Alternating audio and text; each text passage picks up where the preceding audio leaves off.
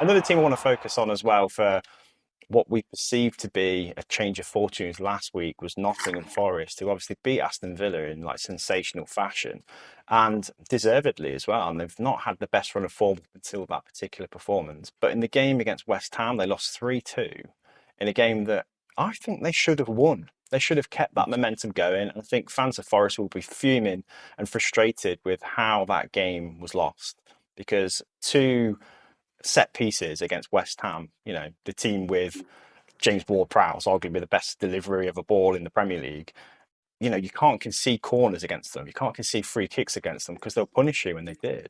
And Forest conceding their first goal through a sloppy pass, a mistake that deflected off another player and fell into the path of West Ham's attackers was just like, it was just elementary stuff. And I think, again, I think Steve Cooper he won't be kind of like too disheartened by this result about how it affects the momentum. Fans rightly will, but it's just another kind of missed opportunity. They could have taken West Ham to the cleaners in this game if they'd finished their chances and defended better, really, couldn't they? Yeah, like you say, it was a step forward and a couple back. Really, I Yeah. think, particularly in the fashion of last week's, victory, and considering probably the best part of their game last week was their defending. They were absolutely outstanding in how they defended, and that was this week's downfall, which is obviously even more disappointing. I think frustrating.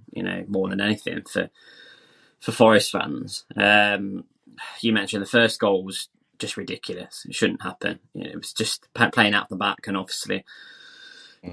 they've lost the ball in a dangerous area, and you don't want to be giving the ball to with a player of Paquetá's ability and the way he can strike a Great ball. I finish, though. thought it was a Yeah. great goal. It took it really brilliantly. But I thought there was moments in the game where Forest looked really good. Obviously Alanga's goal was great. First time finish. Great It's just celebration as well. He was absolutely thrilled to score that goal, wasn't he?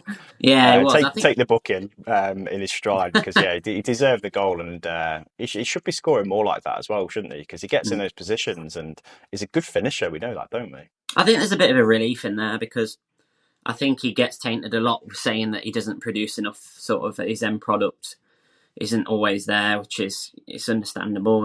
He's still let's not forget he's still a very young player as well, and he's not really been getting consistent senior football really until this Mm, season. His first season at United, you could probably argue, but was in an absolute the club was in an absolute mess, and he didn't yeah, really. There wasn't any stability there at all. This is probably his first his first club where he's been able to sort of showcase what he's all about. And he looks like he's going to be in the team most weeks, which is, that's perfect for him for getting, 90 minutes under his belt.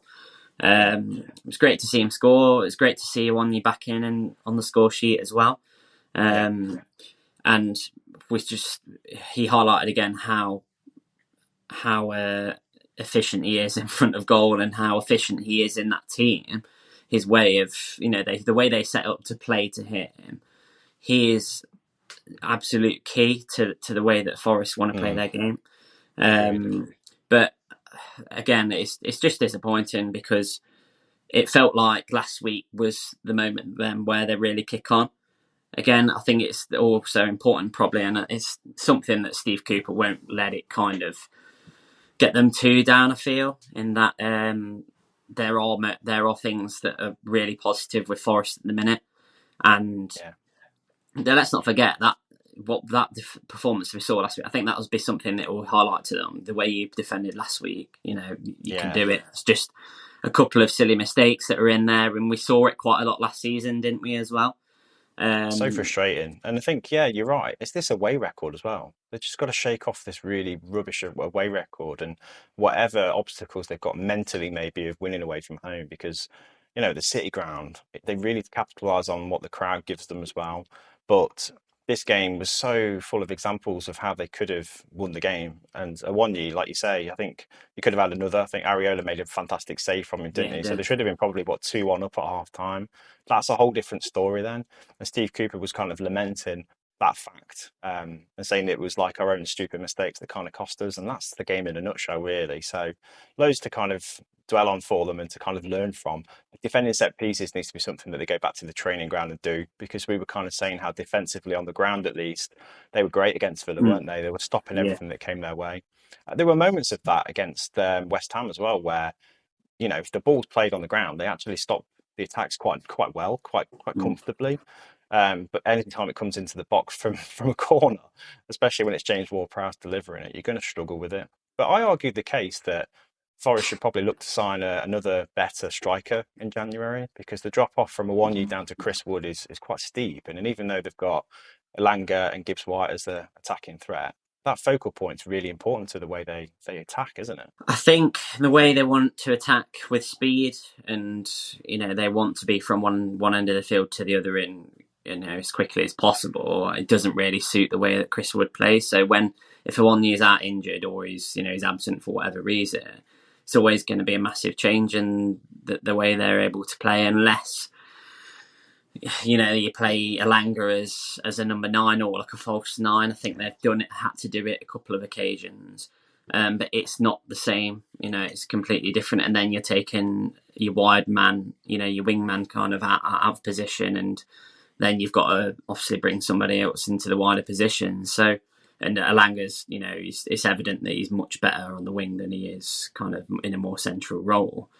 So I think they probably could look at bring somebody in in the ilk of his style and his style of play. Yeah, I think they need to, Because definitely. I think he's perfect. I think he's absolutely perfect for Forest. Defensively, they'll have a few concerns as well, because I think Murillo got to get substituted with an injury, and I think the international break's probably come at quite a good time as well to try and make sure his recovery isn't rushed. And he's been a key player for them, hasn't he? We've talked about him in a little bit in the last podcast, but the response we got from Forest fans was that they feel they've got an absolute megastar of the future on their hands, and how the scouting department found Murillo is remarkable. And I think he's going to have big clubs sniffing around him in the summer, this coming summer as well. He's been really solid in defence, hasn't he? I think you sung his praises last week for just how mature he seems for a 21-year-old as well. If he's out for any length of time, they'll miss him, won't they? Definitely. And he's a player that stood out in every game I've watched him this season. I think the second time I saw him was against Brentford. And there was a moment it just showcased his ability on the ball, where he danced by about 3 players, nearly scored the goal of the season, danced by about 3 players, and just struck the ball.